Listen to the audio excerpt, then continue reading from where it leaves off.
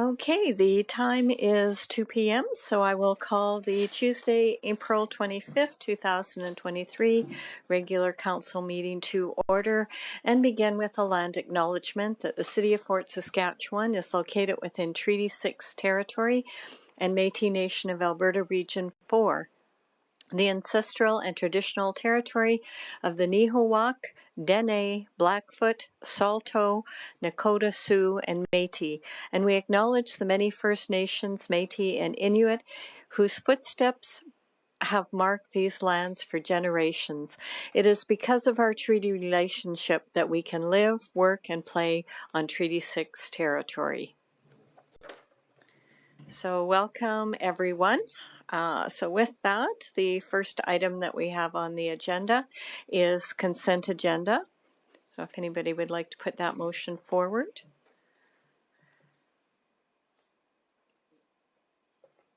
Councillor Blissard.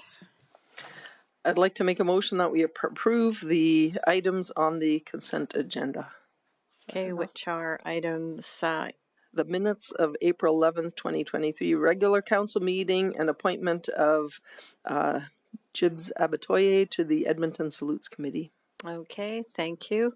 So with consent agenda, if anybody wishes to have any of those separated out, this would be your time to request that. If not seeing any, I will close the motion and please cast your vote.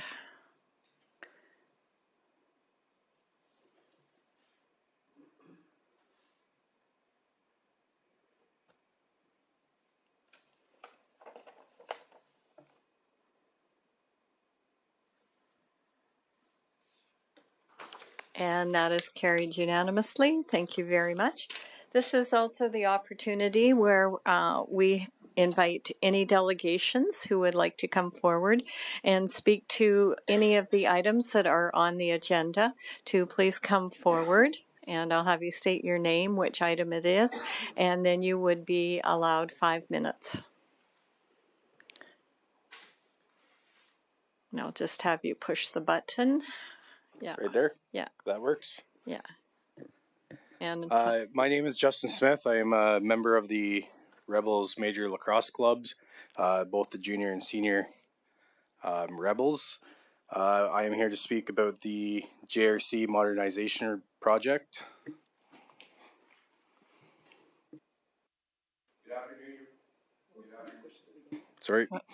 Good afternoon, Your Worship, and through you to the members of council.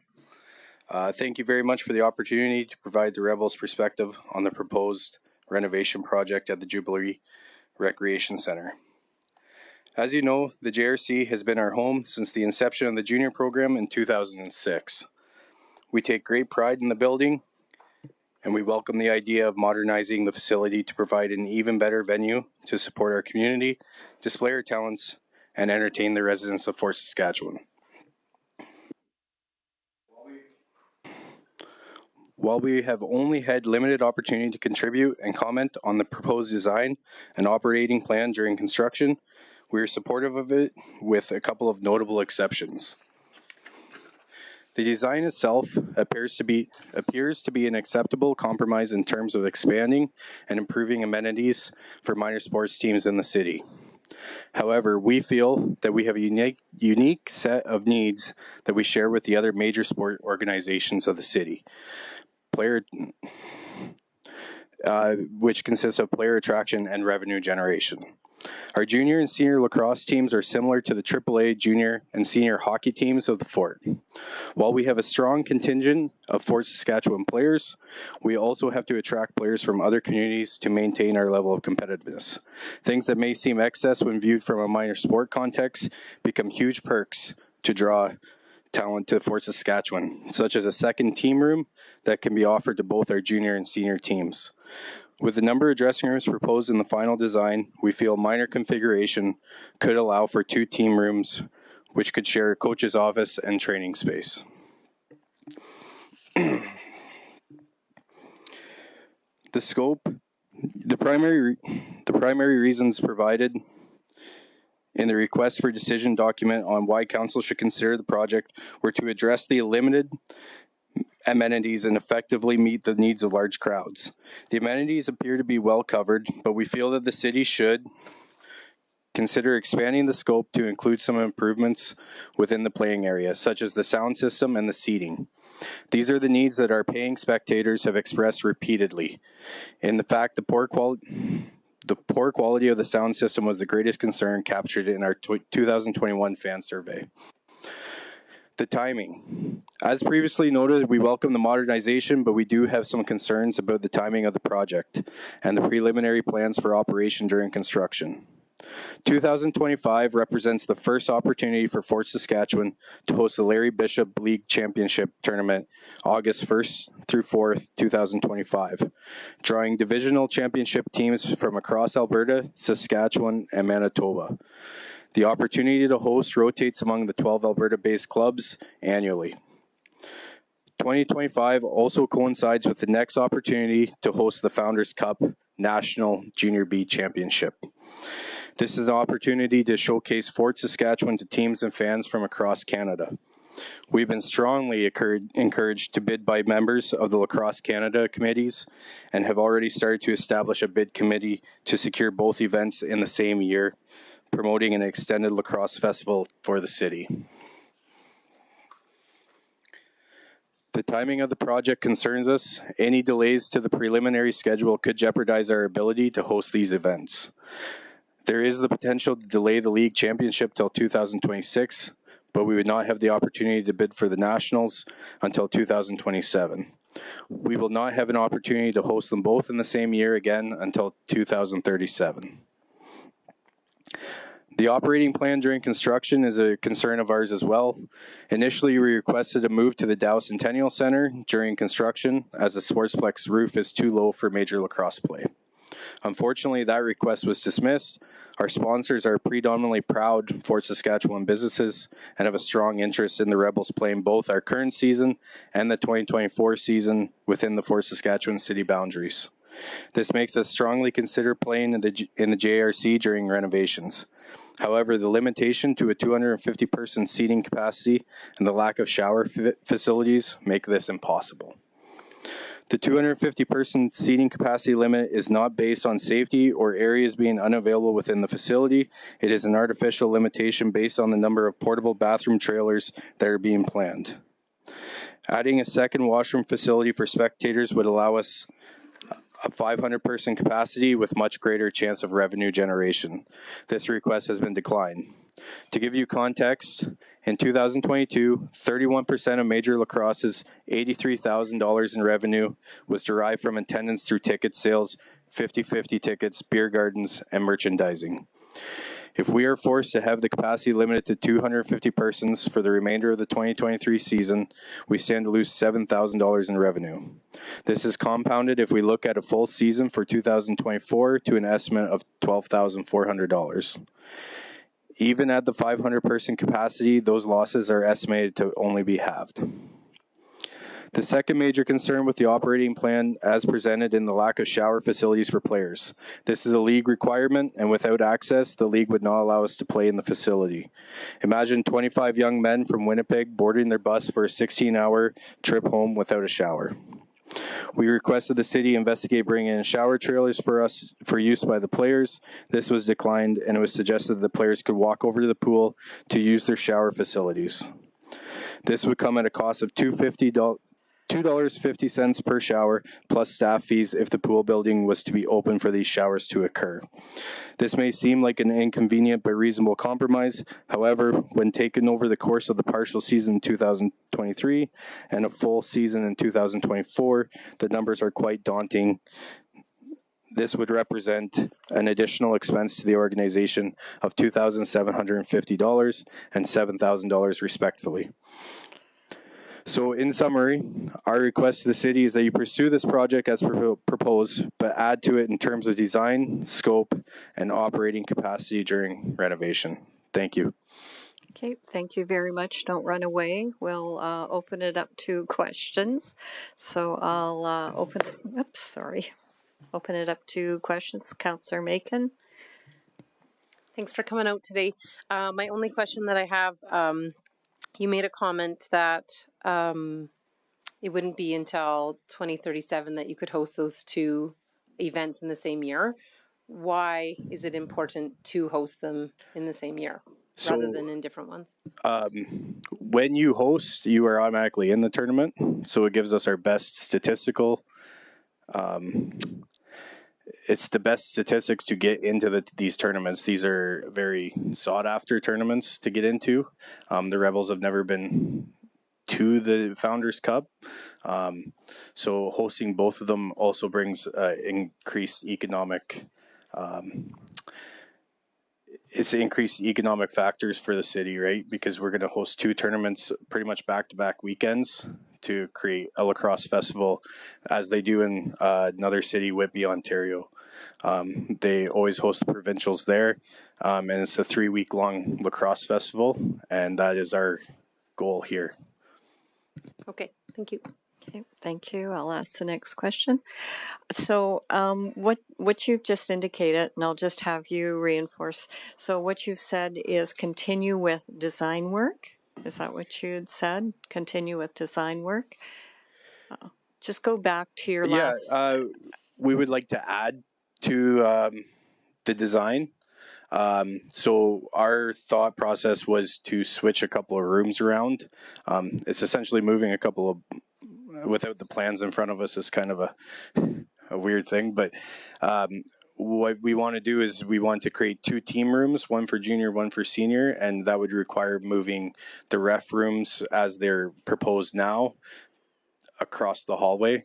And then that would create 2 team rooms so that we could share the trainer and coach's room. Okay, and were you asked for your input on that? We were only consulted once in January of this year. That was the only time we were consulted, and we did input that. I'm not sure where that went. I wasn't in that email chain, me personally, so I bet we could get you an answer on that. Okay, no, I was just curious on that. And then as far as your timing for 2025, so just hypothetically, if the project started like very quickly, and in the report it says it's going to take 3 years, and I know you said if there's any hiccups, but when does the Founders Cup happen? Is it in the fall? Is it generally second week of August? So for example, this year it's August 9th through the 14th in Port Coquitlam. So that's generally the week that it happens. Provincials is usually the week before a 3-day tournament. So August 1st through 4th this year. So it's generally around the same dates. Okay. Okay, Councillor Nguyen? Yeah, thanks. Have you spoken with the Founders Cup organizers or at the national level in terms of maybe switching? So if we do go ahead with this project, it takes 3 years, you could switch years with the following annual host for the event. So the Founders is never, it doesn't rotate annually. You have to bid for it. Okay. So even this year, or for 2025, we have not been awarded the Founders yet. We're just based on, we want to bid for it. And we have a very good opportunity to get that. The other teams that would be bidding for it that we know of would be the Edmonton Warriors out of the Bill Hunter and the Calgary Shamrocks out of the Stu Peppard Arena in Calgary. Because it rotates through the provinces, so we can't ask Ontario to then give us their Founders because they're not going to do that. Right, I see. Yeah. Okay. Thank you. Okay, thank you. That looks like all of the questions. So thank you for coming out. We are going to be discussing this after our audit information. So you're welcome to stay and hear what the conversation is. And I'm sure some of your questions will get asked to administration at that point in time. I'm sure some of us have captured those. So thank you very much for coming out this evening. Thank you. Or this afternoon. All right. Are there any others who wish to speak as part of a delegation? Okay, not seeing anybody else running up, we will move on with our meeting. And the first item is presentation of the 2022 Auditor's Report.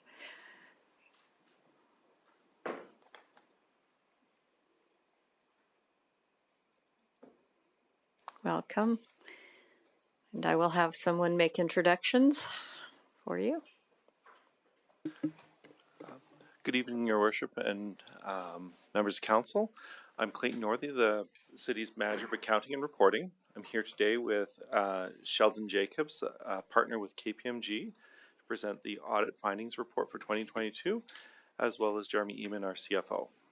Great, thank you. Welcome.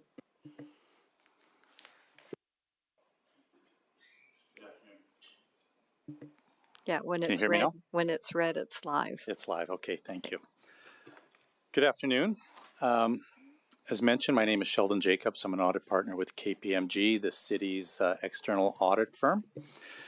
I'm a new face to council. My colleague Robin Eason, whom you've met in the past, unfortunately wasn't able to make it here this afternoon. And in addition to that, she's in the process of transferring to a new position within KPMG.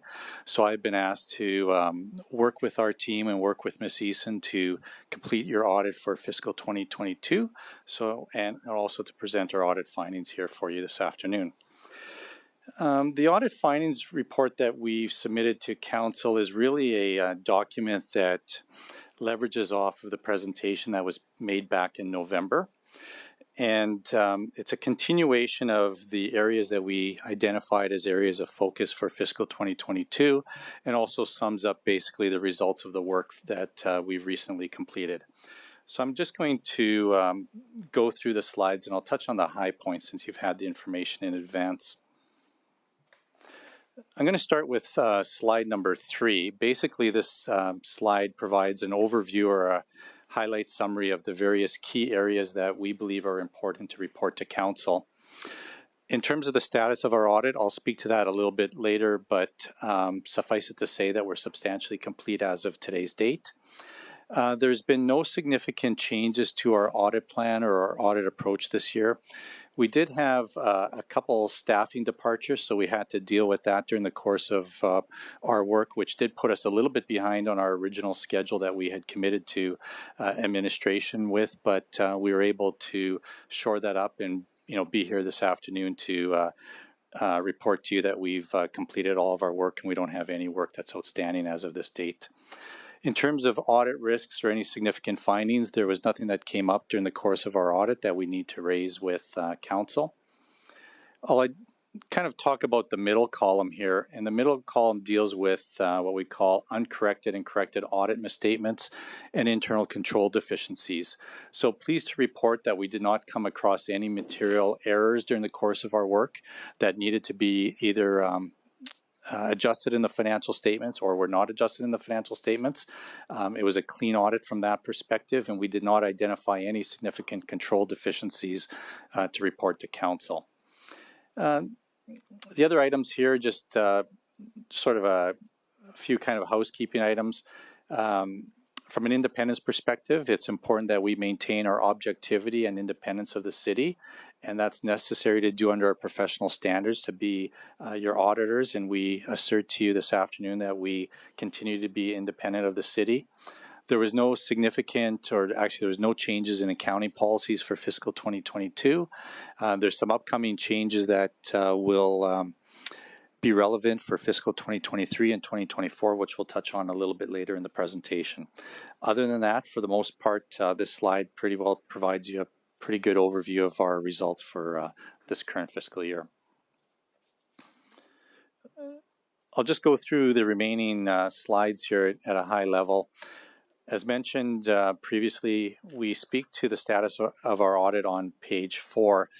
The only items that we have remaining right now is the approval of the financial statements by council, and then we obtain, and this is an industry standard letter that we obtain from administration, which is what we call a management representation letter.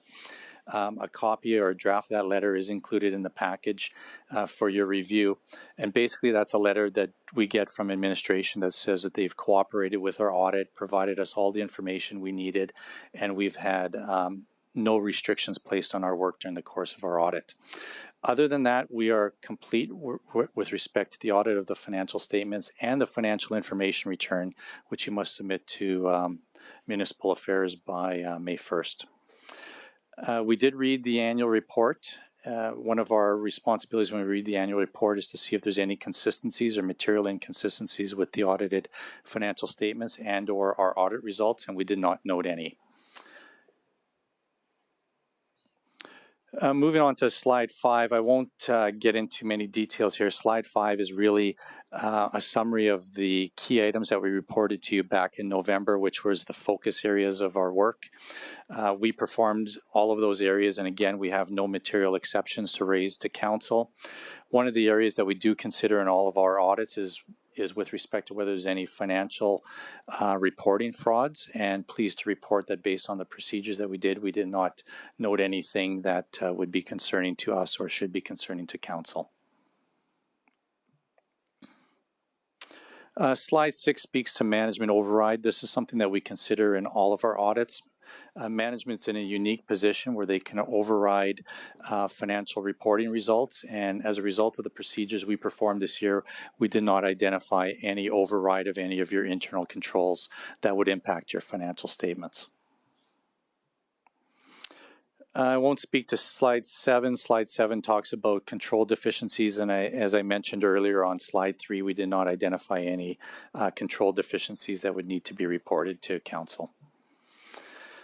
In terms of other findings, this one item that we do have, it's not a significant item. It's was just a comment for administration purposes in respect to accounting for capital projects, and at what point does a capital project go from a work in process to an actually completed capital project.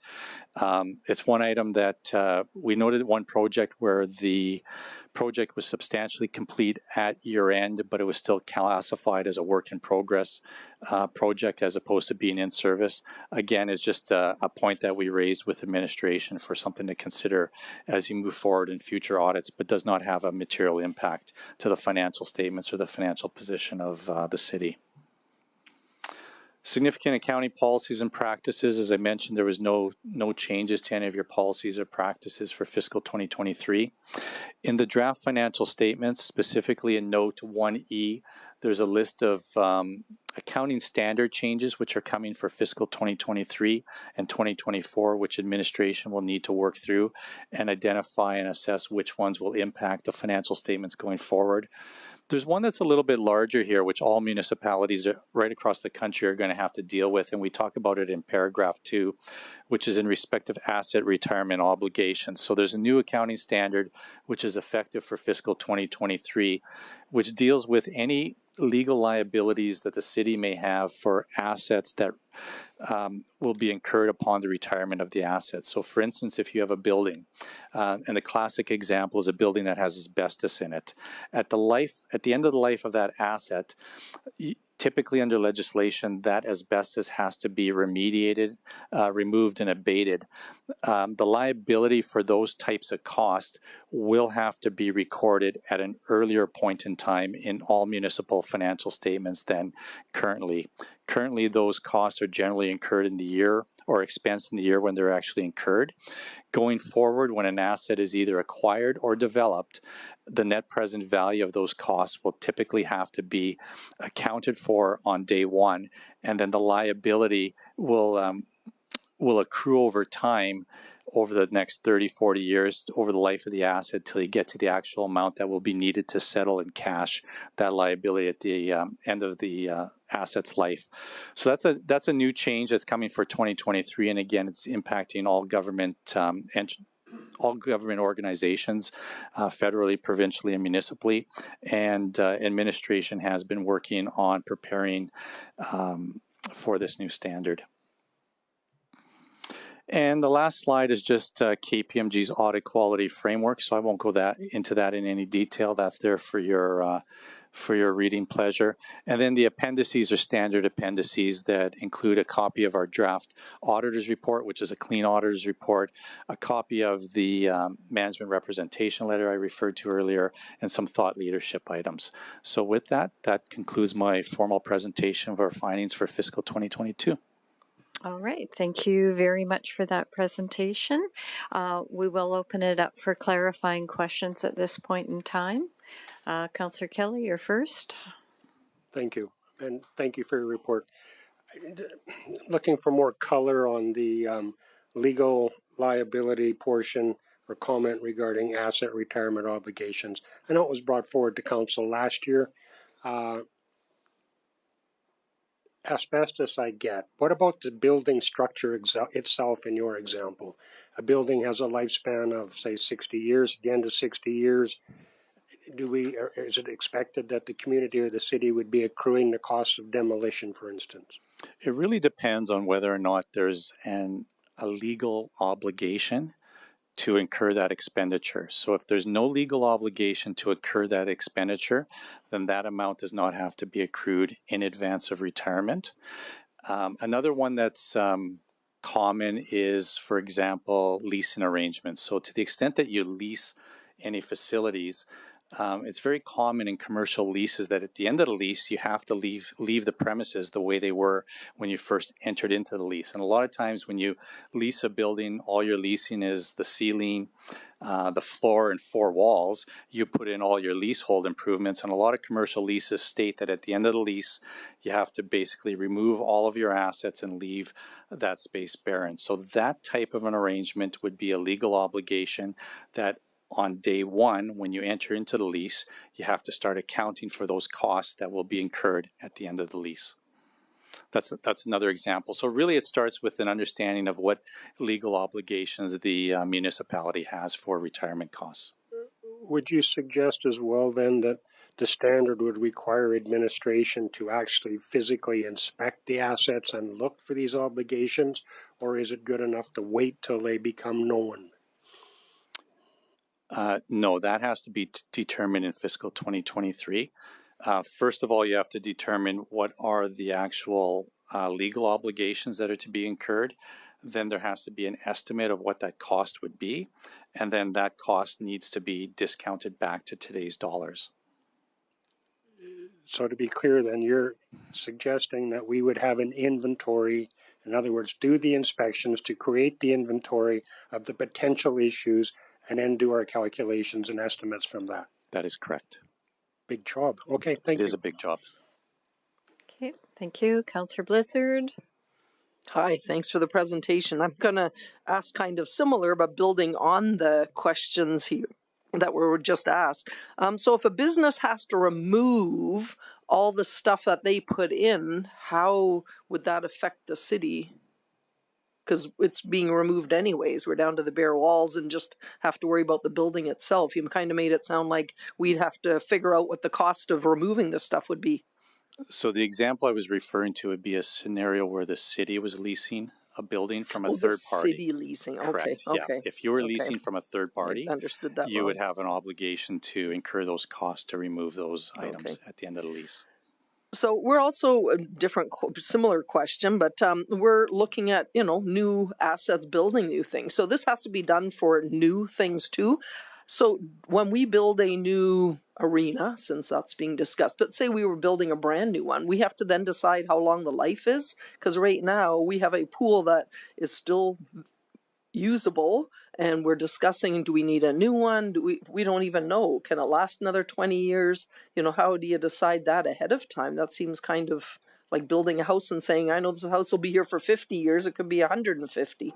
Yeah, it's a very good question. So those are estimates that are already embedded in your financial statements. Mm-hmm. So any of your material assets, administration has to estimate what the expected useful life of that asset may be. And to your point, you may get 20, 30 years into the life of the asset and you might find out that it's going to last longer. And in those cases, the accounting framework does allow you to make changes in those estimates. A lot of times, along the way, you'll make capital improvements that will extend the life of the asset as well. So it is an item that periodically and usually annually, finance teams will review any of the material assets to make sure that they're comfortable with the estimated useful life of the assets. But you're right, it is an estimate, and estimates are something that's just embedded in the accounting frameworks. Okay, thank you. Okay, thank you. Councillor Abatoye. Thank you for your presentation. My question is about transferring of capital assets from work in progress to in service, because I see that this was an issue that was brought up at the last audits last year with 101 Street, and I'm seeing that reoccurring this year with the 94th Street. So my question is there a way to mitigate this from happening? Like, is there like a time frame that these assets must be recognized so that we're not underestimating our amortization?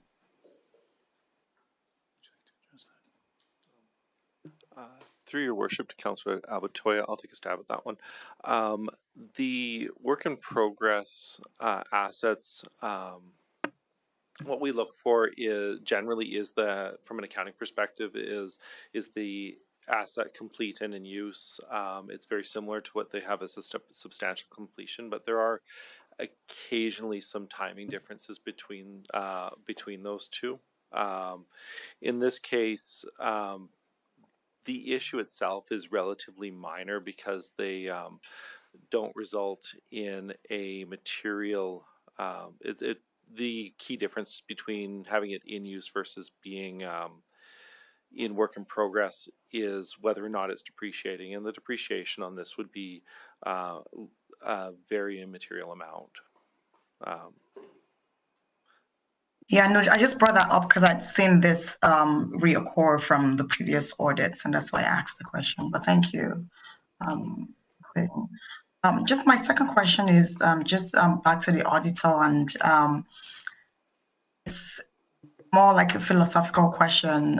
It's under your control deficiencies on page 7, just the last statements under consideration of internal control over financial reporting. It says that had we performed more extensive procedures on internal control over financial reporting, we might have identified significant deficiencies to be reported. So my question is, what stops you from performing extensive procedures on our internal controls? It's a very good question. So when we do an audit of financial statements, we have a professional obligation to understand your control environment and to understand the controls that could impact our audit work. We do not have a requirement to audit all of the internal controls within any organization, whether it be the municipality or any of the other types of organizations that we do audit. So our audit is focused on auditing the financial statements, not auditing your internal controls. We do consider certain controls, for instance, any type of anti-fraud control or controls over journal entries. We do audit those controls. But in terms of the other controls that exist in the municipality, we gain an understanding to plan our audit procedures, but don't necessarily test them. So that's a standard template that we put in all of our presentations for all of our clients to let you know that we do not do a full audit or assessment of internal controls. Thank you very much. Okay, thank you. I've got Councillor Nguyen. Yeah, thanks. I just had a short question in regards to the work in progress topic. So it's not the conclusion that we should develop a policy due to the immateriality of work in progress capital projects that better reflects completion of projects. And this is probably due to the fact that most of them are done within summer season, I would think as well. Is that correct? Like, is it a recommendation that we should develop a policy in regards to this? I don't think you need to develop a specific policy. Administration is aware of the item, Okay. and I think we've raised it because it was noted in a prior year. It's the type of item that if we identified something similar in a future year, if it wasn't material, I don't think we would report it again because we've had the discussion with administration. Again, it's this year it did not impact the financial statements in any significant impact. Okay. Thank you. Thank you. I'll come back to Councillor Kelly. And just to follow up on the last series of questions, I understand that there could be a timing issue and the paperwork just doesn't get where it's supposed to be to enable the recording, and that makes, at least it's understandable to myself. But at the end of the day, we have a system in place that picks up the assets and gets them on the books. You're satisfied with that? Yes, we are. Perfect, thank you. Okay, thank you. That appears to be all of the questions. So thank you very much, Sheldon, for coming out, being here in person, and making this presentation. So I will thank you, and we're going to move on to the business arising from the presentation. So since Council will get into discussion and debate, I'll have you just take a seat, and I will let these two gentlemen take over. Thank you. And on behalf of KPMG, I would like to thank administration for their efforts and hard work. It takes a lot of work to pull together the financial results, and we received full cooperation during the course of our audit as well. And, would like to thank Council for the opportunity to be your external auditors. Greatly appreciate it. Great, thank you. So you can just have a seat there in case they have to refer to you for something. We'll have you hang around. All right, so we'll move right on to the approval of the 2022 audited consolidated financial statements.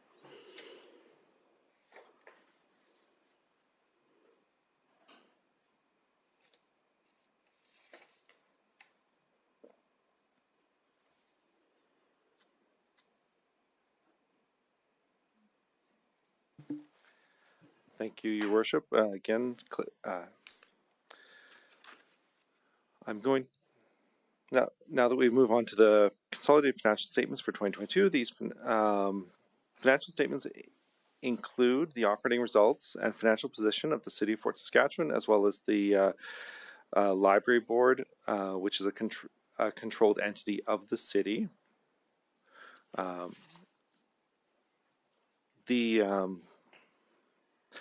In 2022, at the end of 2022, the city had net financial assets of $40 million, which is a 5.4 million dollar increase in 2022, primarily resulting from increases in cash and investments and revenue receivables, along with repayment of long-term debt.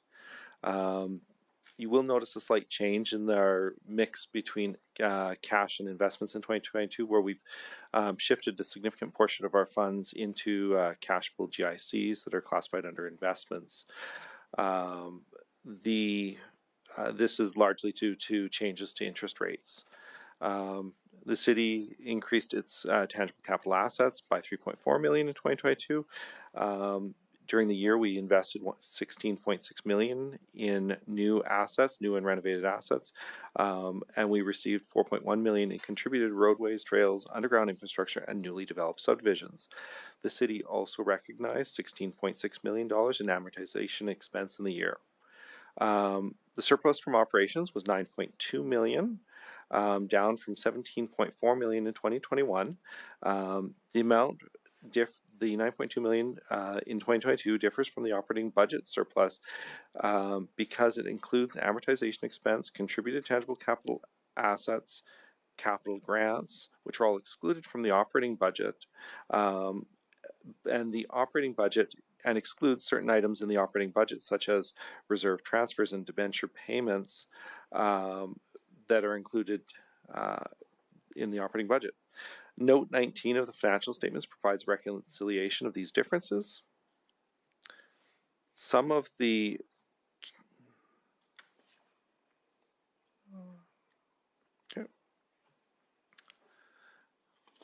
with that, I'm administration is recommending that council approve the 2022 consolidated financial statements as presented. I'm happy to answer any questions. Okay, we will see if there's any questions before we go on to the motion. Not seeing any, then what is the wish of council? I need somebody to make a motion. Councillor Kelly? Thank you. And thank you for your report, gentlemen. I move that council approve the 2022 consolidated financial statements as presented. Thank you. Would you like to speak to your motion? I have nothing further to add. I think the gentleman did a good job of presenting them. Thank you. Excellent. Thank you. The motion is now open for discussion and debate. I'll just say, obviously, you did an excellent job. There's no questions. So, oh, there's Councillor Abatoye. I always have to wait that second. Go ahead, Councillor Abatoye. Questions? Debate? No, it's a quick question, and sorry I couldn't get my hand up quick fast enough. And it's just a simple question, Clayton. It's just the other revenue. I see that we had like a jump from what we had budgeted significantly. What's that revenue from? I couldn't find the notes that explain that. Through your worship to Councillor Abatoya, excellent question. That is primarily we receive related to compensation for the use of our storm water pond facilities over at Windsor Point. The developer paid us, I believe it was $536,000 for that. And the other items in there generally are insurance or other one-time items. Okay, thank you so much. Can just remind the cameras back here when you're talking to her. Okay, thank you. Was there any final questions or debate? Not seeing anything. Anything on close, Councillor Kelly? Nothing further. Thank you. Thank you. I will close the motion. Please cast your vote.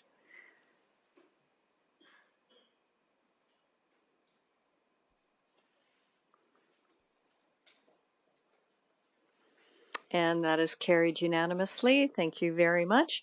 And the next item that we have is 2022 Annual Report and Allocation of Operating Budget Surplus. I'll now go through the 2022 Annual Management and Financial Report as presented. This report is presented on an unconsolidated basis, after which I will present the city's our administration's recommendation for allocating the 2022 operating budget surplus. In 2022, the city returned to in 2022. The city returned to pre-pandemic operating levels, with most COVID-19 related restrictions being lifted. Some of the operating highlights in 2022 include speed limit changes and traffic calming measures being implemented, the start of the indoor rec infrastructure service level review, beginnings of implementation of the Downtown Action Plan, including the approval of a downtown development grant and brownfield tax exemption program, the reopening of the Transfer and Eco Station, and a few other items. The operating results, the city had a operating budget surplus of $1.6 million in 2022, including $0.5 million from general operations and $1.1 million from utility operations.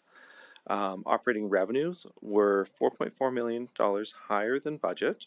This is due to a combination of property taxes, utility user rates, user fees and charges, operating transfers from other levels of government, investment income, and, as I mentioned earlier, the other revenue that were all higher than budgeted in the year. However, the city did receive less than budgeted for fines and penalties due to delays in the traffic, the automated traffic enforcement cameras being replaced. Operating expenses were $431,000 below budget in the year. The city spent less than budget on transfers to organizations and individuals. That's largely due to the underslung bridge at Highway 15 not being completed, so we haven't made that payment for approximately $1 million, as well as purchases from other governments, advertising and printing, contracted services. However, costs for materials, supplies, salaries, wages, and benefits, utilities were higher than expected. The city also recorded a one-time charge of $1 million for a revaluation of the contaminated site liability. During remediation of the Public Works yard in 2022, additional contamination was identified beneath structures at the yard.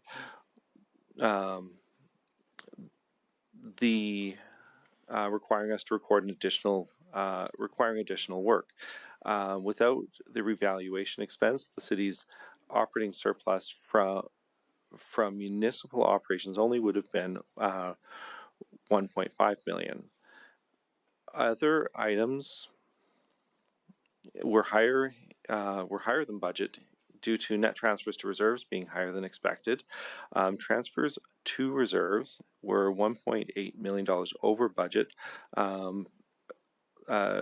partially due to the stormwater facility being the transfer of the funds we received for the use of the stormwater facility, as well as some items that were transferred from facility lifecycle maintenance and in additional investment interest that was transferred to reserves. While transfers from reserves were $1.5 million below budget, again due to the pedestrian Highway 15 bridge, underslung bridge, neighborhood rehab review project, and land use bylaw projects, which were ongoing at the end of the year, as well as a COVID recreation adjustment that was not needed, that was intended to cover shortfalls in revenue in the year.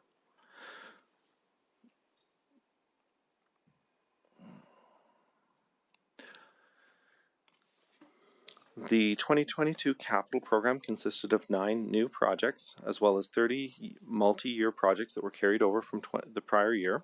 At December 31st, 2022, 16 of the projects had been completed, 24 were active and ongoing, while 3 were on hold for various reasons. The city expects to spend $14.3 million to complete existing projects, and more information on the individual projects are found in Appendix 3 of this report.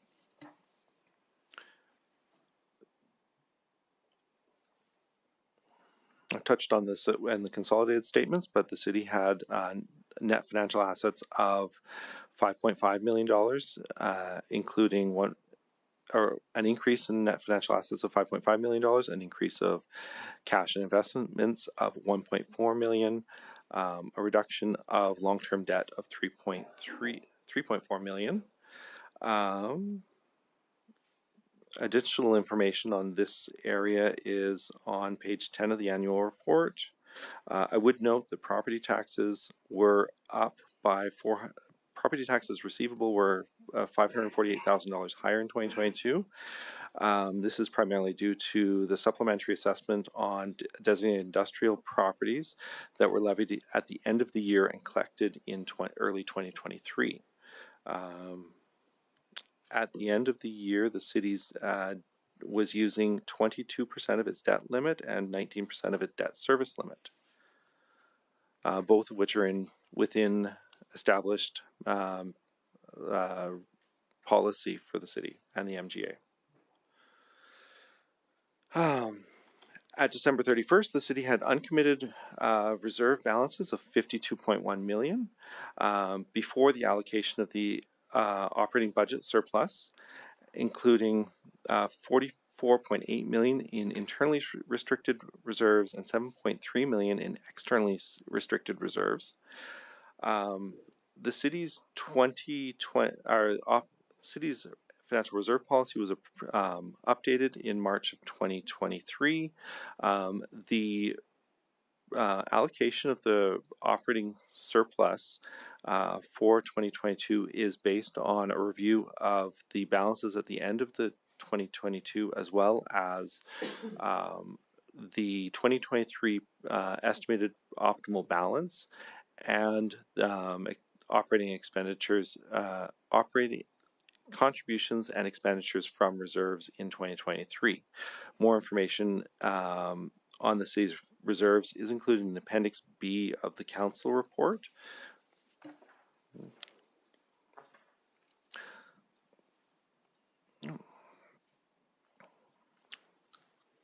This the city I've gone too far. When making recommendations regarding operating budget surplus, the city is guided by the allocation of operating budget surplus policy. This policy requires that operating budget surpluses from utility operations be allocated to the utility infrastructure reserve. Therefore, no council motion is required to accomplish this. However, allocations to the other reserves recommended by administration do require a motion of council to approve. The city is recommending that council allocate the 2022 operating budget surplus from utility operations as follows: $180,000 from utility to the utility operating projects reserve that was created in 2023, with the remainder of the utility reserve surplus being allocated to the utility infrastructure life cycle maintenance and replacement reserve, and that council allocate the operating budget surplus from general operations, $250,000 to the municipal operating projects reserve, and the remainder to the financial stabilization and contingency reserve. This concludes my presentation. I'm happy to take any questions. Okay, thank you very much for your presentation, Mr. Northey. We'll go into clarifying questions. Councillor Macon. Thanks for your presentation. I just have a quick reporting question, just for clarification, I guess. When you look at the reserve balances and the infrastructure life cycle one in particular, given the nature of what that reserve is for, I'm just curious why we call that balance uncommitted.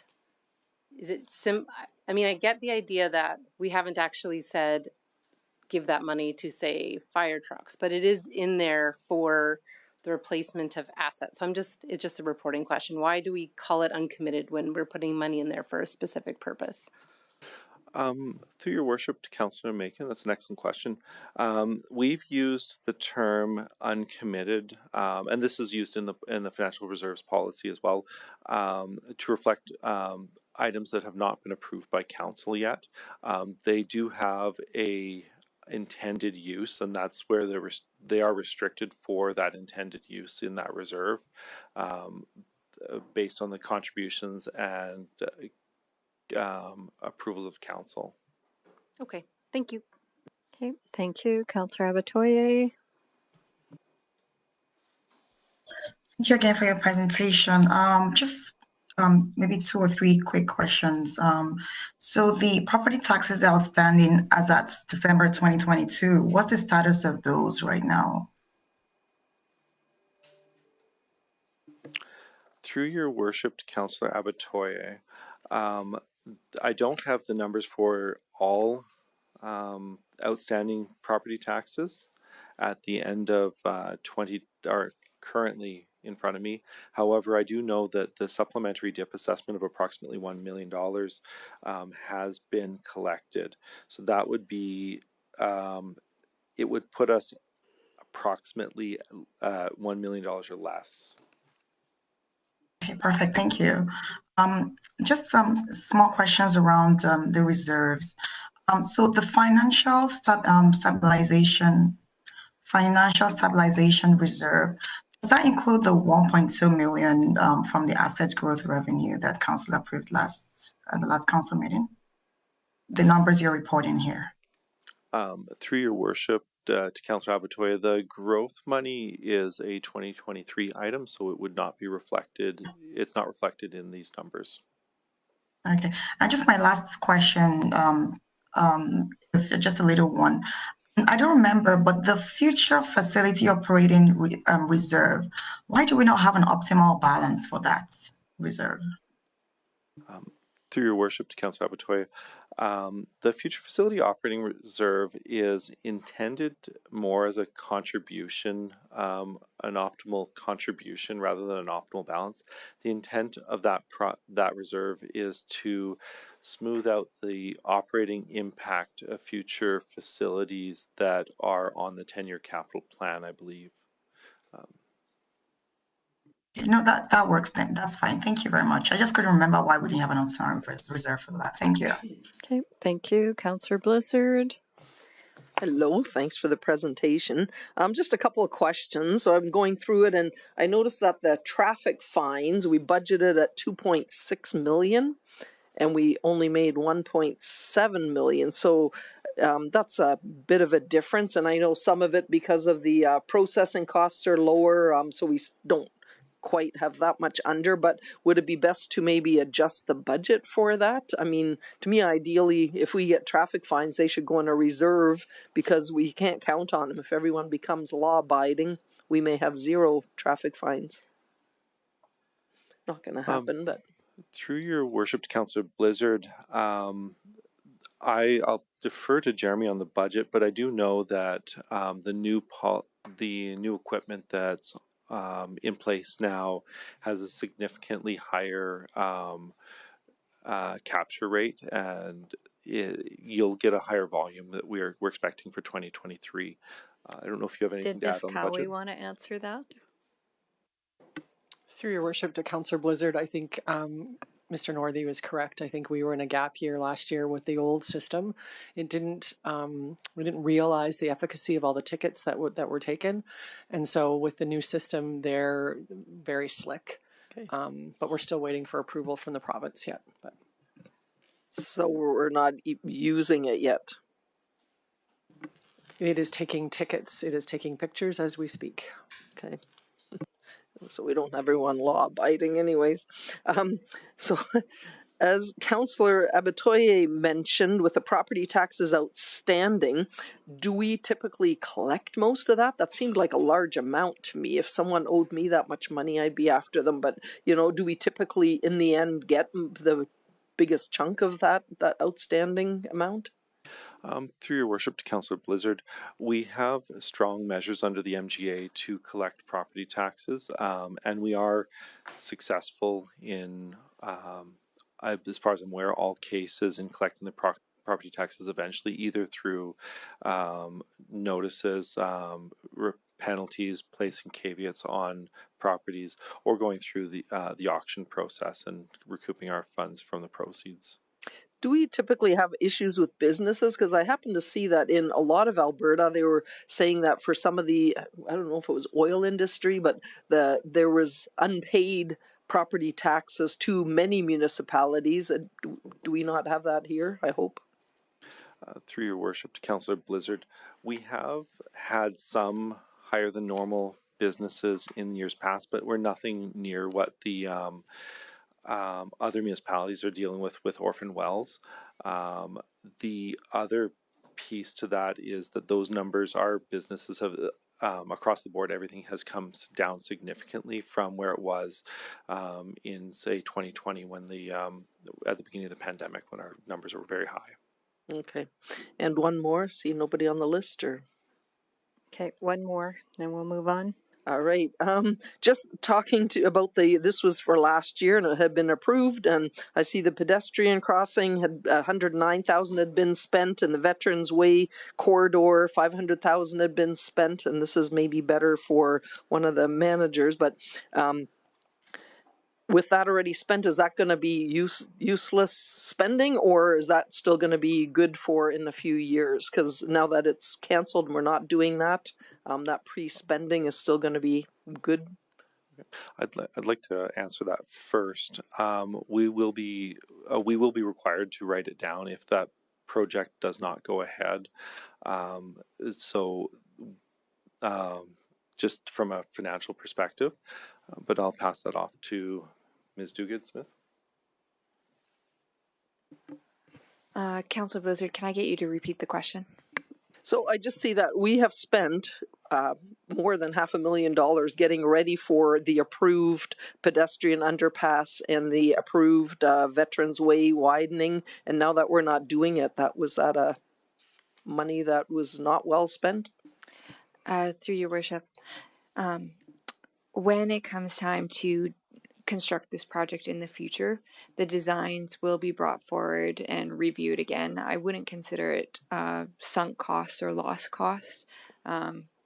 It'll just be delayed and have to be reviewed again in the future. Okay, thank you. That's it. Thank you. So the only question that I have is on the utility side, over $1 million of surplus. So I guess the question that I have is, you're going into the 2024 budget. Are you what are you anticipating making changes so that we don't anticipate $1 million surplus, or is this intentional so that we're actually building the reserves for future utility infrastructure? So which is it? Your Worship, the surplus in 2022 largely has to do with our billing practices as we've identified in T1 and T2. It is one time in nature, and it really related to a book adjustment on our side. Going forward, we expect that these numbers will be much, much smaller, unless there are significant changes in water usage. Okay, thank you. Seeing no further questions, what is the wish of council for a motion?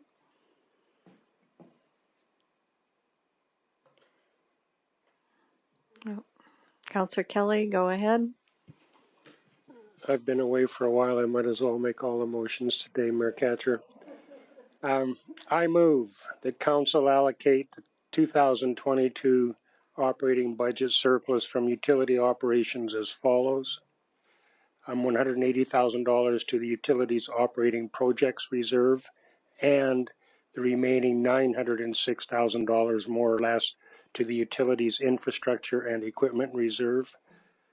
And further, that council allocate the 2022 operating budget surplus from general operations as follows: $250,000 to the municipal operating projects reserve, and the remaining $246,000 more or less to the financial stabilization and contingency reserve.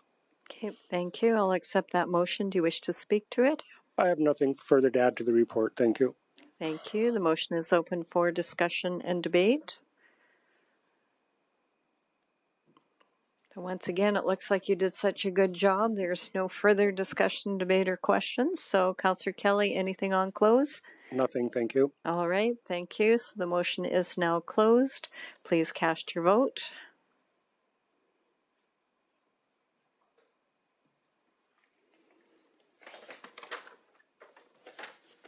And that is carried unanimously. Thank you very much. All right.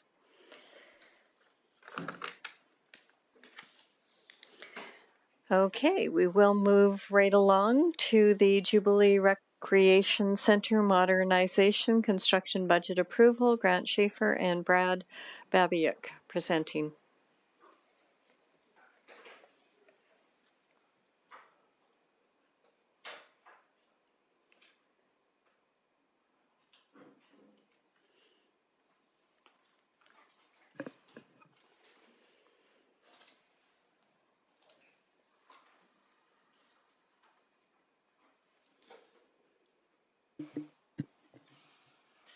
Good afternoon, Your Worship and members of Council. I'm Grant Schaefer, Director of Fleet Facilities and Engineering.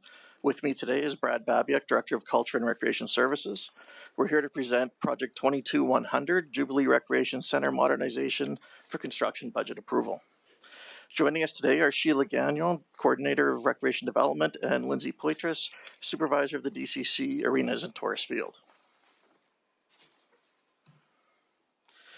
The Jubilee Recreation Center was constructed in 1965. It is the premier arena in the city with a seating capacity of over 1,000 spectators. The facility is in overall good shape, but does not meet current standards and codes for accessibility, washrooms, fire, or function. No major renovations of the facility have been complete in its 58-year life cycle. The facility is grandfathered into previous codes. However, if any significant renovation were undertaken, the entire facility could be required to be upgraded to current code. The ice shed of the arena is in good shape and meets the requirements of a modern arena. The facility is lacking in support spaces, including washrooms, change room size, and lobby and circulation spaces. The JRC was first identified in the 2008 Recreation, Culture, and Parks Master Plan as a priority for renovation to meet current needs and code requirements.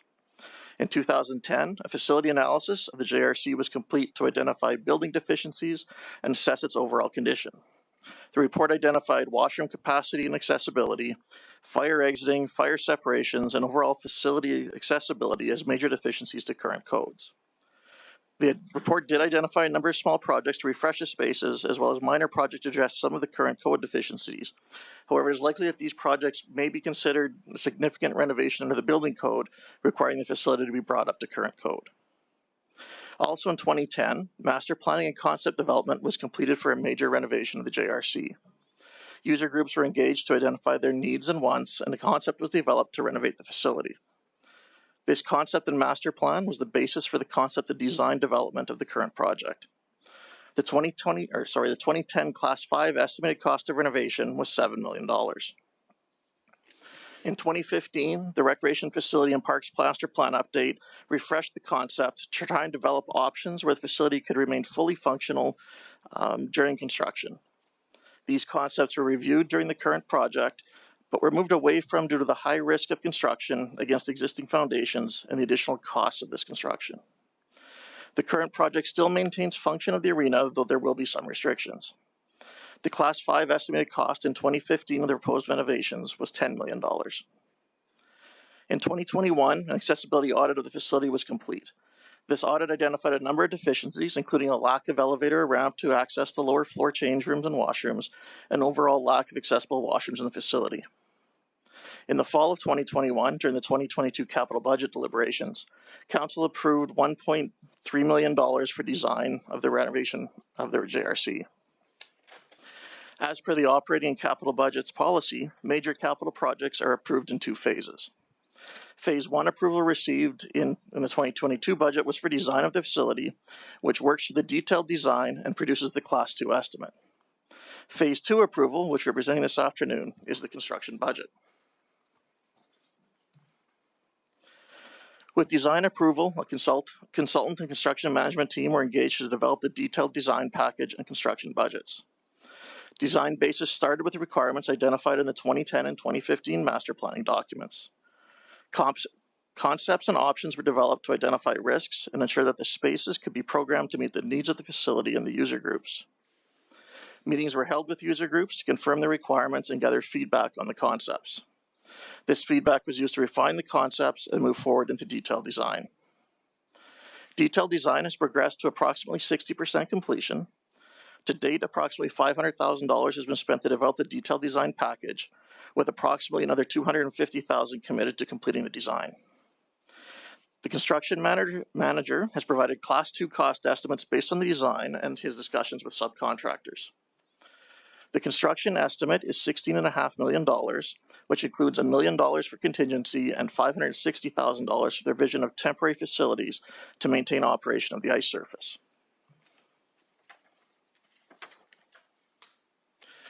The project will completely remove and replace the front lobby change room area.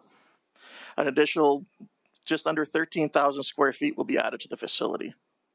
Exterior accesses will be constructed so that there's direct access to the Minor Sports Association offices, concession, and lease spaces. A courtyard will be developed between the baseball diamond and arena. This will allow access to the concession through the summer months to support activities at the adjacent field. It will also help create a link between the 3 major recreation facilities in the area, the JRC, the ball diamond, and the curling rink. The existing upper floor includes office space for teams, arena staff, and MSA. There is a seating lobby space, which is served by the concession. The main washrooms are located here with a total of 6 fixtures. A retail lease space has been incorporated into the ticket window area. The proposed upper floor includes an expanded lobby space with direct viewing to the ice surface. Expanded washrooms from 6 fixtures to 27, including barrier-free stalls and a universal washroom to meet current building codes and expectations, are included.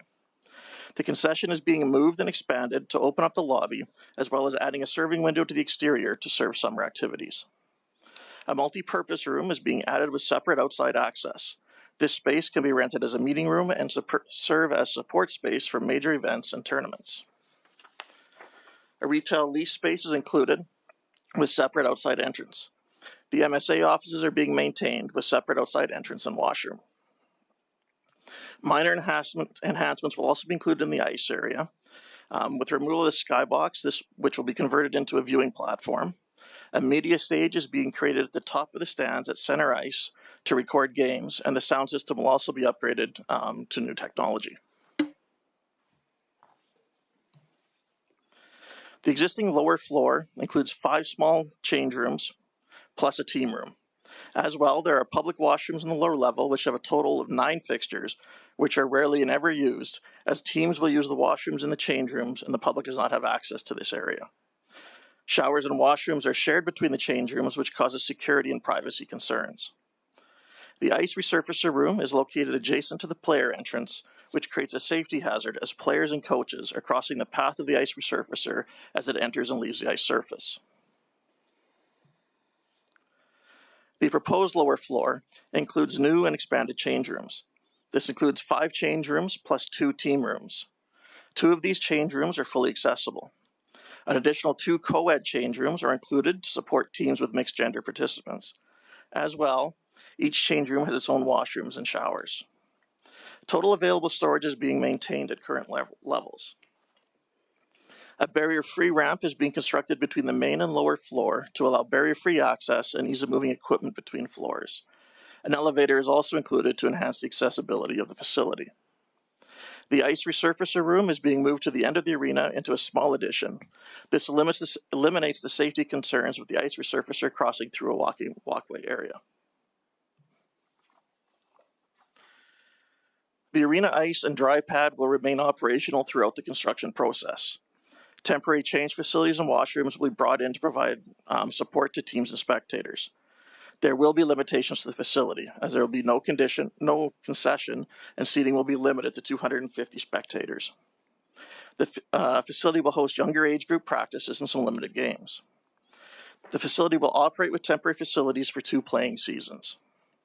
As you heard earlier, these limitations have been communicated to the user groups. In the recently completed recreation survey, over 75% of respondents, or 70%, respondents agreed with investing in existing indoor facilities where it made financial sense. This project supports the city's strategic plan by supporting the goal to strategically manage infrastructure by maximizing our existing infrastructure and plan for long-term efficiency, cost, and resiliency when planning for new infrastructure. As well, the project supports the goal of a welcoming, compassionate, and active community that supports diverse community needs to create a complete community where everyone, regardless of circumstances, is able to experience all the city has to offer. With continuing strategic investment over time, this project will breathe another 50 to 75 years of life into the facility. Administration is presenting Council with 3 options for consideration.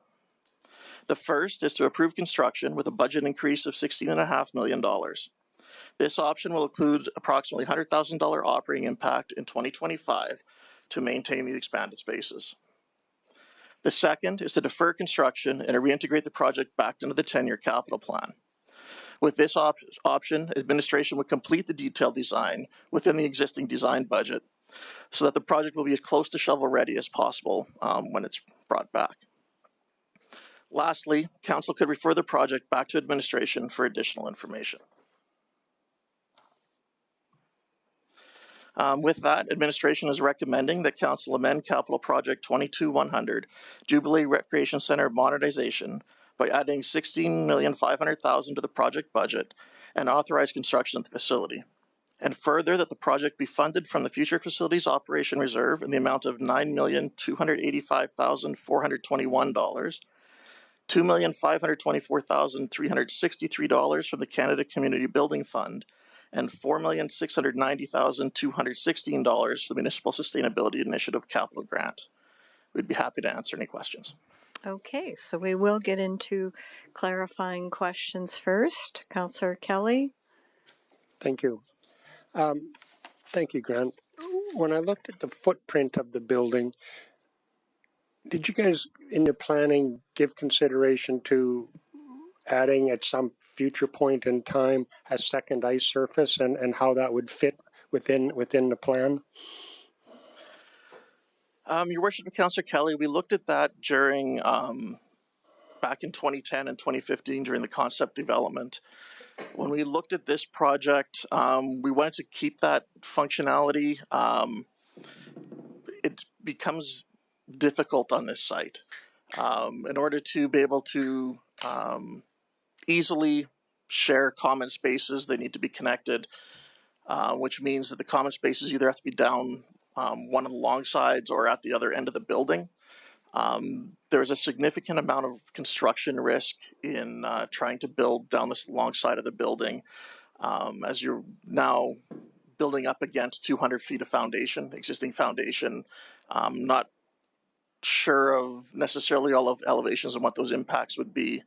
And then as well, accessing the ice becomes difficult from the side because the stands are built on earth. There's not, you'd have to remove the stands on one side in order to be able to access it. And that was another one of those items that significantly drove up costs.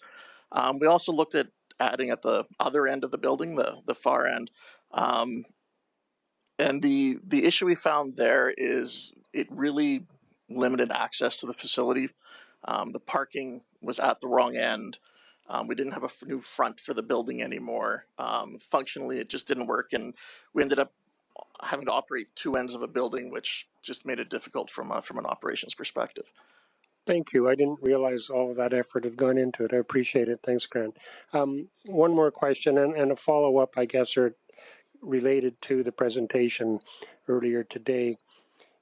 What roughly would it cost the city, and would it even be feasible in your mind during the construction project to increase the seating in the arena from 250 to 500? Your Worship, Councillor Kelly, so as was mentioned, it's not, it really comes down to the support spaces that need to be added, additional washrooms, and as they mentioned, showers that they'd be looking for in the temporary spaces. I don't have the exact number in terms of what that cost is. I was trying to get it in the meantime, but didn't get it in time. The total temporary, or the cost to bring in the temporary trailers, which is the temporary existing washrooms and change rooms, is $560,000. So we'd be adding probably another 100,000, give or take, to that cost to be able to bring in those extra facilities. Thank you. Okay, thank you. Councillor Macon, questions?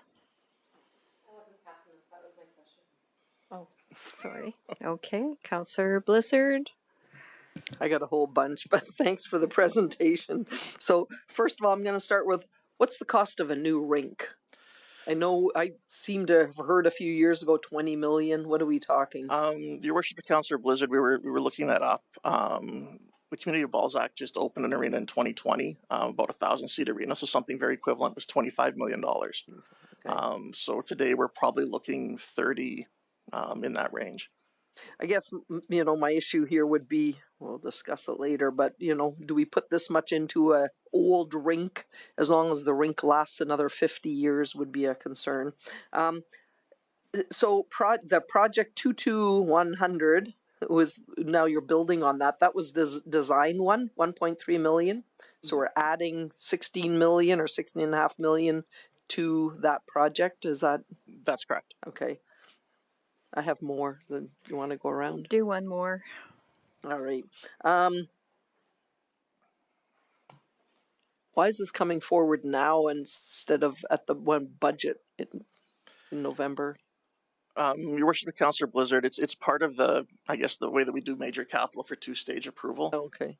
So it's just the timing of the design's done. We're coming into construction season, so this is the timing that it hits. We didn't have this much information until okay. now. Okay, I'll put you on for round two. Okay, Councillor Abatoye, you're next. Thank you, Grant, for your presentation. My first question is regarding the source of funding for this project. So you said $9.2 million is going to come from the facility and future facilities operating reserve. But from the presentation we just had, actually, it says that the balance is 6.89, something like that. Where do you intend to get the 2.4 million from, the rest of it from? Your Worship, the Councillor Batoye, I asked Finance that question too, so I will attempt to answer, and if somebody wants to weigh in. So at the end of 2023, there was about $6.9 million in the reserve. There's an additional contribution in 2023 of 1.1 million, which takes it up to about 8 million to the end of 2023. The financing for the project, or the timing of the financing of the project, is over 3 years. It's 23, 24, and 25, with it being done in the summer of 25. So there's an additional contribution budgeted in 24 of 1.1 million that would make up that difference. Okay. That made sense. No, that makes sense. Yeah, no, it does. I was just wondering if you had some sort of magic wand. My second question is about the contingency. So I can expect for projects like this for the contingency to be at least 10%. But you had mentioned that you have $1 million in contingency as part of this project. And I'm wondering, is that going to be enough considering the timeline? You could face things like inflation and labor shortage and just stuff like that. So my question to you then is, why is contingency so low? Your Worship, the Councillor Batoye, because of the way that we're managing this project with the construction manager, we actually have the prime contractor already on the team.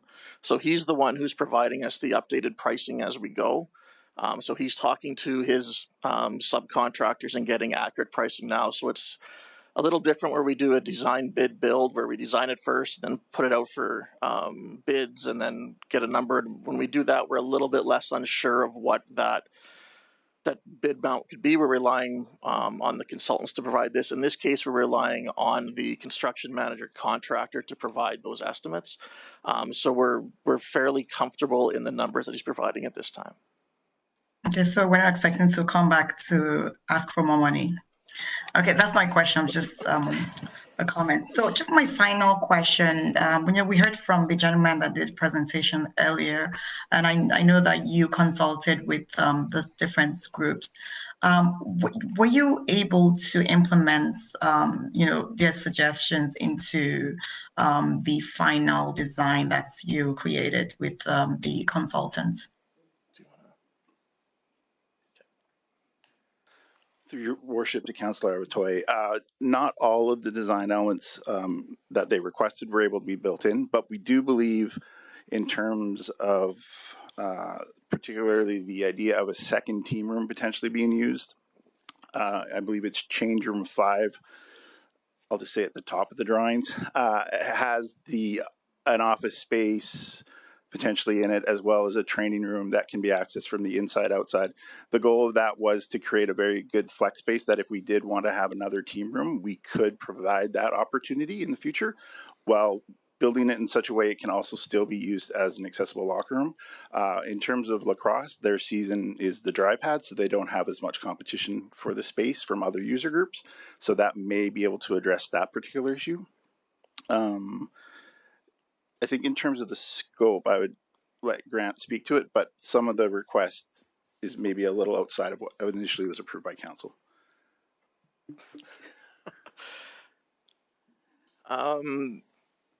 Yeah, so some of the issues, like we through the discussions, we did talk about things like the need for a media stage at center ice at the top of the stands. So we've included that. We've included upgrades to the sound system. As Mr. Babiak said, we included provisions for a second team room. We've adjusted spaces where we can, trying to keep it within the concept of what was originally approved.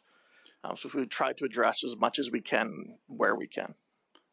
And I just adding one more thing. I think the other thing they had mentioned in their presentation was the seating. And that, again, the ice rink itself is primarily out of scope outside of the 2 skyboxes, which were not up to code and had to be removed. So we weren't touching the rest in terms of like the seating and what that might look like in that arena space. Okay, you're good for now, Councillor Batoya. I can put you down for round 2 if you like.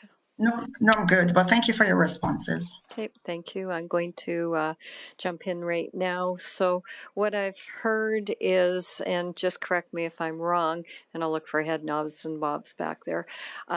Most of what was presented here earlier by the presenter actually is being accommodated through this project, other than the additional shower rooms.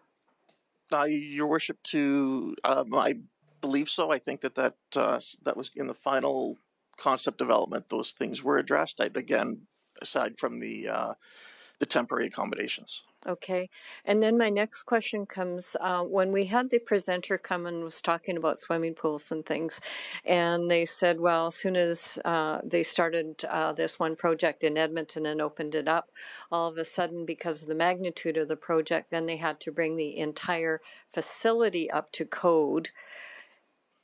Is everything included in this that brings the entire facility up to code, or are we going to expect all of a sudden we're 20% into the project and things are ripped apart and expecting to come back and need more money to bring the building up to code?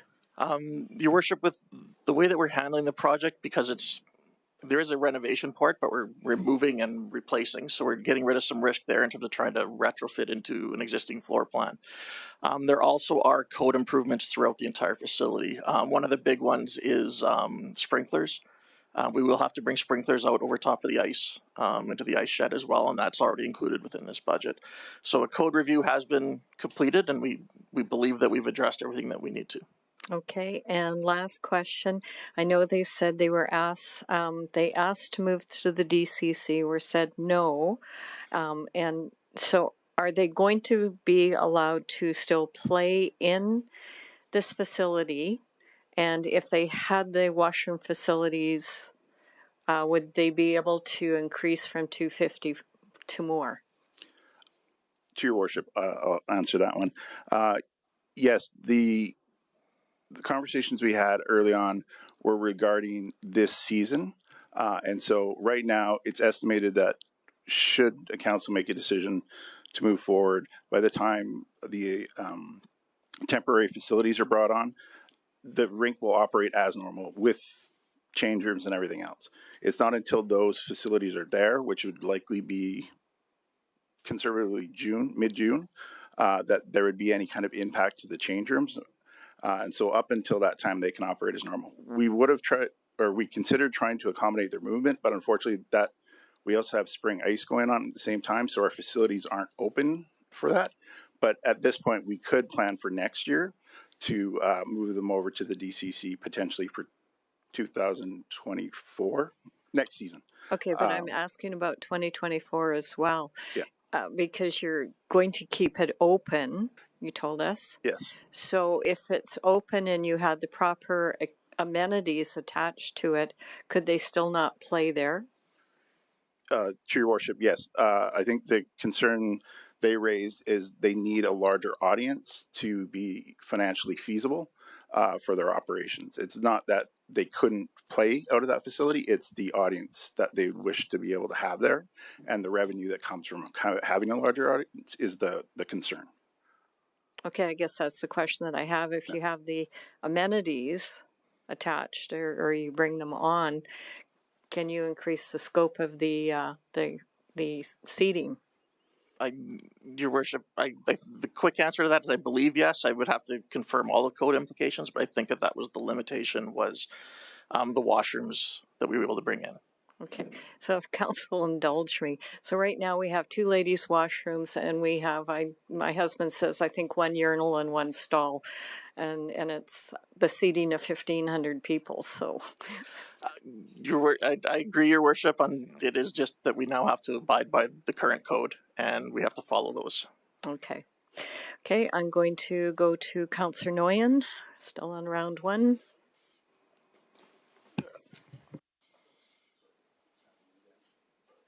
Oh, go ahead. I think my first question has just been answered. Like these details for displacing user groups are currently being worked out, contingent on what a council decision is going to be. Have we have we seen some major concerns from specific user groups as to what perhaps the fees are going to be charged at different facilities being displaced from the JRC in the interim? Should, assuming we go ahead today kind of thing. Through your worship to Councillor Nguyen, I believe there's 3 groups or individuals that requested discounts, but by and large our core user groups understand or have not raised any significant issues related to that. Okay, thanks. Okay, thank you. Councillor Blizzard. So just kind of a follow-up to what the mayor had said. So lacrosse, you said they can't be in the Dow, or that's what was presented, but that's only for this season because of previous commitments. So they could potentially be in there next year. Through your worship to Councillor Blizzard, yes, that is correct. Just due to we've already started the spring season and teams are there. That's why it's more of an impact this year. Next year we can plan for it more fully. So it could be for one season that they might have to be tight and stinky. And and would this be done in time for the proposed tournaments they're looking at? I guess they're going to need a guarantee if that's the case, or are we we can't commit to that? Your worship, the Councillor Blizzard, I hate to commit to timelines on this, especially this early in the construction when we haven't even started. The contractors indicated a 21-month construction schedule, which would put us into probably this time next year in terms of they hit that schedule. So it's going to be close, probably. Okay. But that's their indication right now in terms of construction schedule. There's no guarantee at this point. And would the tournament be, maybe that's a discussion with them, possible at the Dow Centennial Center, if that they can go in there, that might be something that you can discuss with them. Are you good? Or are you still? I have one more question, a little different, if that's okay. So the other thing is, we're displacing or closing down that whole section of the rink for 2 years. What happens to the MSA offices in the meantime? Do we have a spot that they can go to?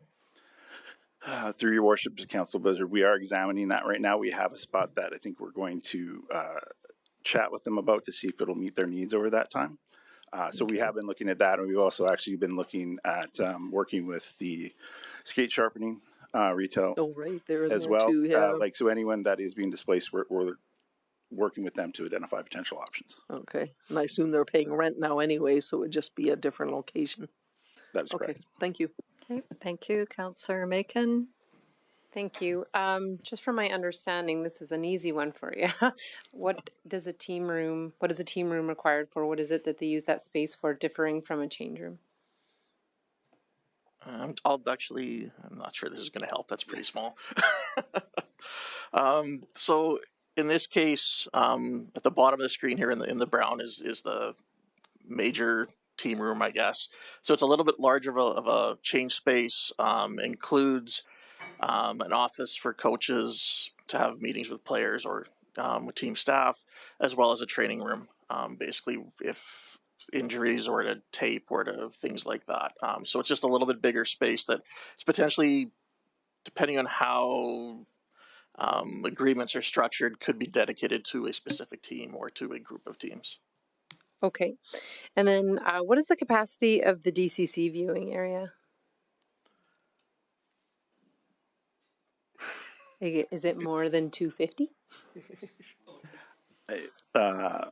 We'll ask Lindsay to join us to answer that one. She did do the research on the fire code on that one, but I believe it is around that. Miss Lindsay just told me that it's 297.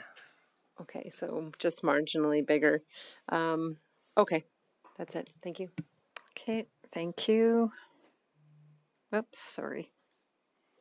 Okay, Councillor Kelly. Yes, thank you. I'm listening to the questions and the responses, and I think we're missing something here potentially. So correct me if I'm wrong. There's been some questioning around moving, for instance, this group to the DCC for the next year. But the DCC in the summertime is used, is it not? Is it not already committed to a purpose? Through your worship to Councillor Kelly, yes. So what we would be doing is basically reallocating our split of ice and dry pads to accommodate. So we're not losing any space in terms of the indoor either ice or dry pad. What we're doing is, in this case, would be moving them to a place that has the proper height to accommodate their sport. So we do have the flexibility to move some of these groups around. So you could make the move and you wouldn't have one group benefiting at the expense of a group that had already applied for that particular location. Yeah, we would absolutely look to minimize impacts to groups as much as possible, yes. So if it's ice surface normally in the spring or the summer, where would you put the ice so that this group could occupy that space, for example?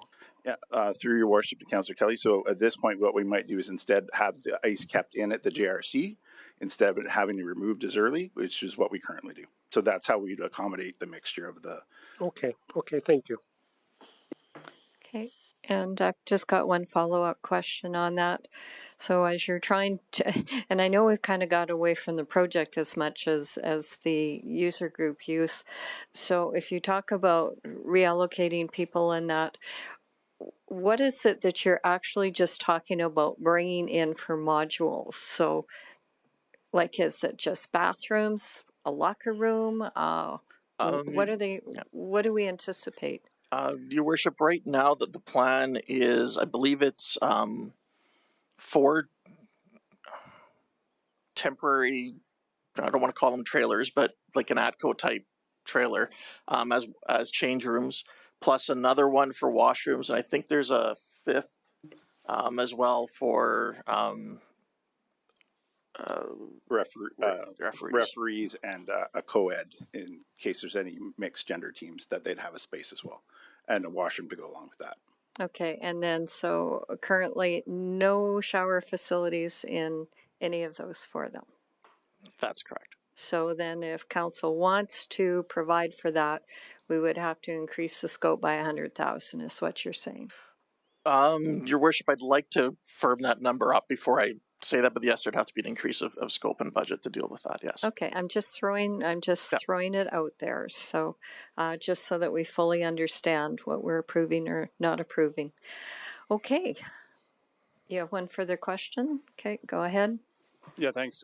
We've heard from Lacrosse about a potential bids in hosting events on a provincial, national scale. Are there any other user groups that we're aware of that have potential bids coming in the next 5 years?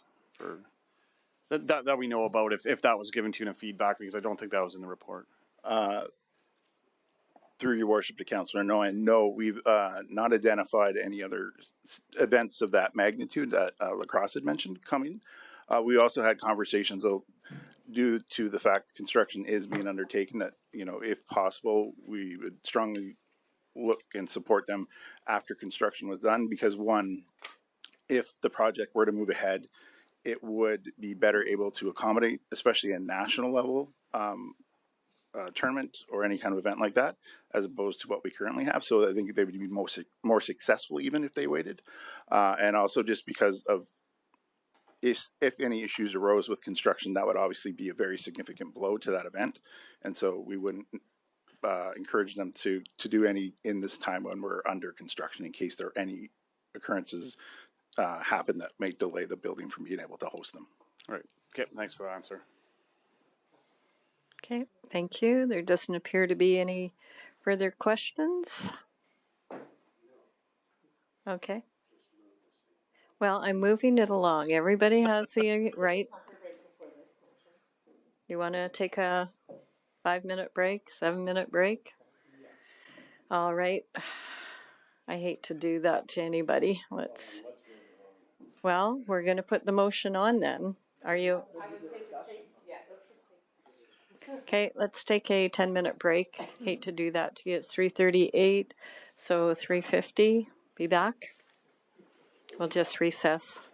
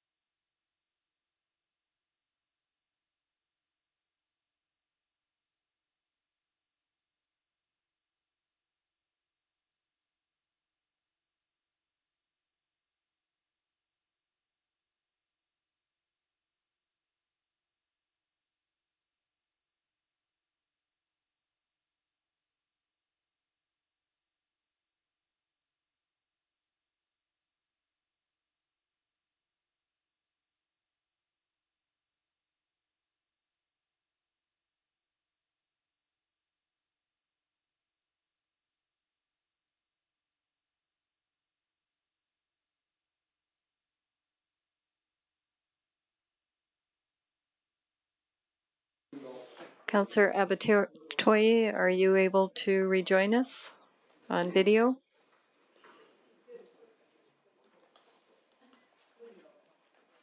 We'll just give Councillor Abatoye another moment because we're a minute early.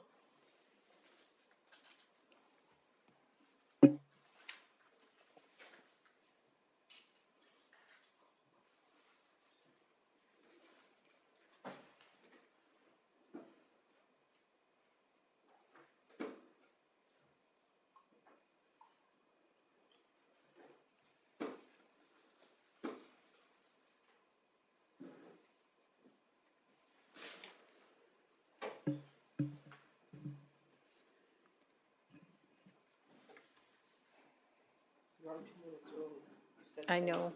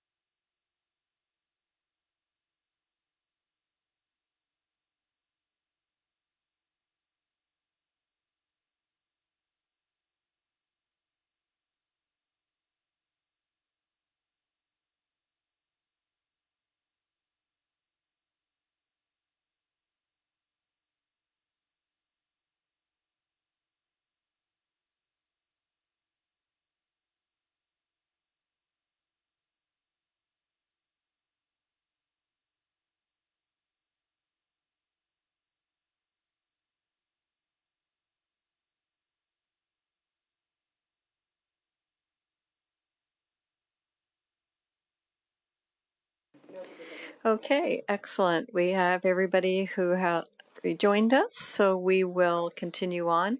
I believe all the questions have hopefully been answered. So what is the wish of council?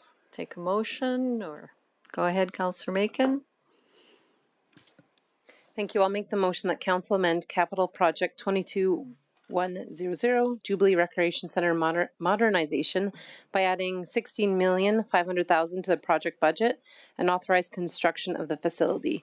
And further, that the project be funded from the Future Facilities Operation Reserve in the amount of $9,285,421. $2,524,363 from the Canadian Community Building Fund, and $4,690,216 from the Municipal Sustainability Initiative Capital Grant. Okay, I will accept that motion. Would you like to speak to your motion? I will. It's been 15 years since the city recognized the need for a major renovation at the JRC, and I do believe that this community needs this facility to be maintained, and once we do it, its life will expand to 50 to 75 years if we continue with its maintenance. I think with how our city is growing that we will still need another ice arena to be seriously considered in our 10-year capital plan. But that doesn't take away the need for this facility. So I do believe that we should be investing in our assets to ensure that they reach well into the future. Thank you. All right, thank you. The motion has been accepted. It's been spoken in favor. The motion is now open for discussion and debate.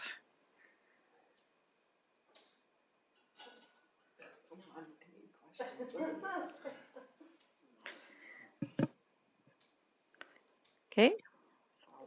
Councillor Blizzard. Before we vote, I got to say a couple of things because I'm hoping for more input. I really like this idea. I think we should modernize something, but when I look at the price tag, 16.5 million, a new arena, if it costs us 24, 25, we're looking at 8 million more for a brand new facility. I have misgivings about it. The other thing that I I have kind of holds me back a little bit is we're depleting not only the future facilities reserve that we currently have, we're using it for the next 3 years. So we are not planning for any future. All the reserve is going here for a few years, which maybe it makes sense. I don't know. I'd like more input from some of the rest of council. I do like that we're not looking for a loan, a debenture, so we don't have to worry about that coming forward and it being turned down in the future.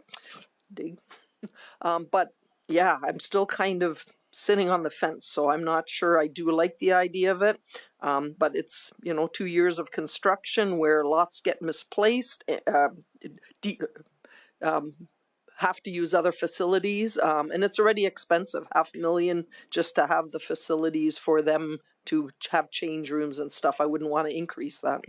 Anyway, that's... Okay, thank you. Councillor Kelly, you're next. Thank you. Grant, you referenced a new arena, I think, in 2020 in another community. Can you give council a bit of feedback or idea as to the size of that particular building? And I'll tell you why I asked the question.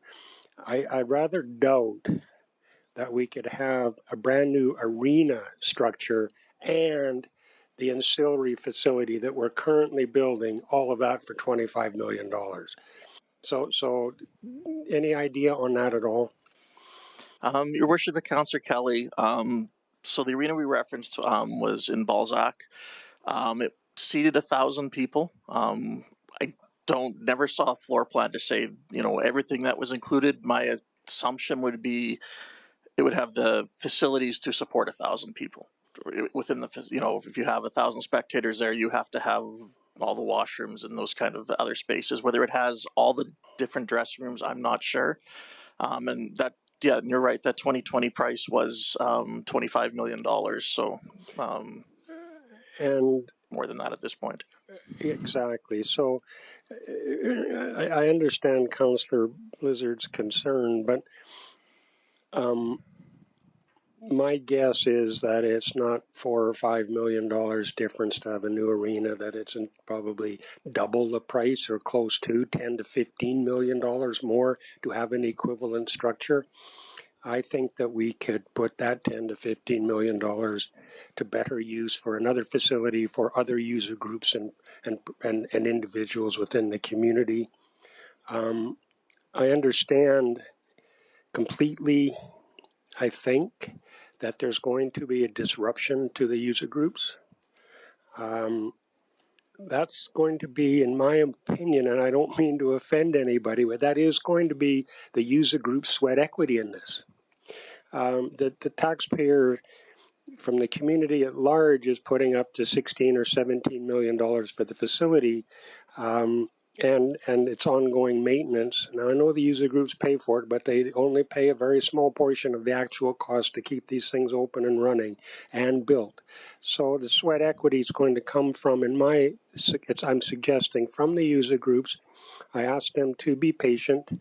At the end of the day, and it's not that long a period of time, there will be a brand new building that will be much more enjoyable for the current group and future generations. So be patient.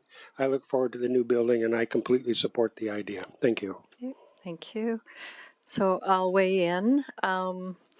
So when this was proposed, I think I was one of the few that said, no, I didn't support the project when I voted for it, because I really supported, the funding going towards twinning the DCC arena. But a majority of council said this was the wish, so I respect that. And I guess based on that, my biggest concerns is if we don't do it now, when? And if we don't do a project soon, we never will do a project. That's kind of my feelings at this point in time. And yes, I'm sad that we're using the future facilities operating reserve, because we have been, I'll say, in my opinion, I thought we were saving that for the new pool or the twinning of an arena, but it was for whatever council decided. So, I'm going to support this motion because I just believe we need to get something done. And, you know, if it's going to make this, this facility better, then hopefully it will even get more use. So I begrudgingly will support it because I really felt that we need a twinned arena as opposed to sinking money into something like this and using it as a secondary arena. So that's kind of where I'm sitting at with this. But you know, a majority of council, when it was put in the budget and put 1.3 million in to get this far, I'm not going to stand in the way at this point in time. Councillor Nguyen? Yeah, I just had one further question, short question. So there are options 1A, 2, 3 that don't encompass 16.5 million. So would this be coming back to council if other options are deemed more appropriate? How is this going to work with the design options that we have if we don't have a higher number in this motion? Your worship to Council Nguyen, just to clarify, you asking about the question or the different options that were in the pre-design report? Right, yeah. So from the pre-design report, we looked at the numbers and the risks to the project, and we've moved forward with, I'm not even sure which option it would be within there, but this is the final design that we're moving on detailed design on the project that we presented. East Edition is what we're, Okay, that's it. Oh, thank you. Okay, I'm not seeing anybody else on the speak. Oh, Councillor Macon, do you want to do? Okay, go ahead on close. Thank you for all the comments. The only other thing that I wrote down to mention is that it also doesn't escape me the location of this arena. And for me, I want to ensure that we have amenities spread out throughout our community. And if we lose this amenity here because we don't invest in it, then these larger amenities get pushed into, it seems like, one area of the town. So I do appreciate where this amenity is located and is part of the reason why I want to try to support it. So thank you. Okay, thank you. The motion is now closed. Please cast your vote.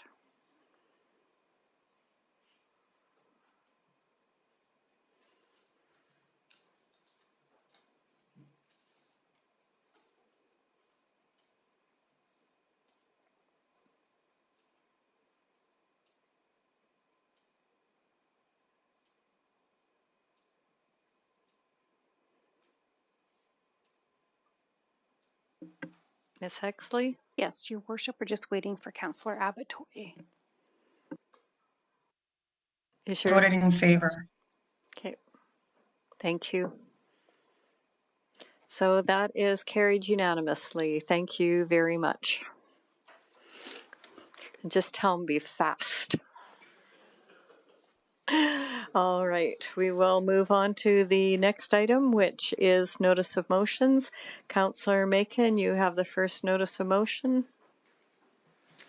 Thank you. I'll make the motion that the council meeting previously scheduled for October 23rd, 2023 to discuss the capital budget be moved to October 20th, 2023, commencing at 9 a.m. Okay, thank you. I'll accept that motion. Do you wish to speak to it?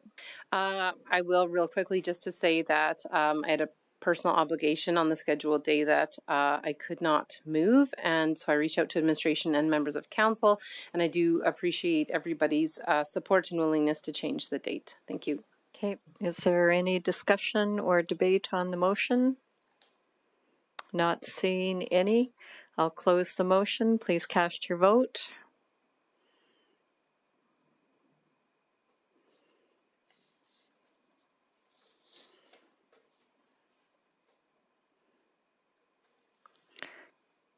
I think, do you need Councillor Abatoye? Councillor Abatoye, yours isn't registering. In favor. We have to get you your little flashcards for there. Carried unanimously. Thank you very much. Are there any new notice of motions? Not seeing any. Are there any points of interest? Not seeing any. Are there any councillor inquiries to administration? Not seeing any. With that, I will take a motion to go in camera for the reasons as presented. Councillor Blizzard. Nice and easy. I move that we go in camera for items that need to be discussed in camera. All right, thank you. I'll close the motion. Please cast your vote.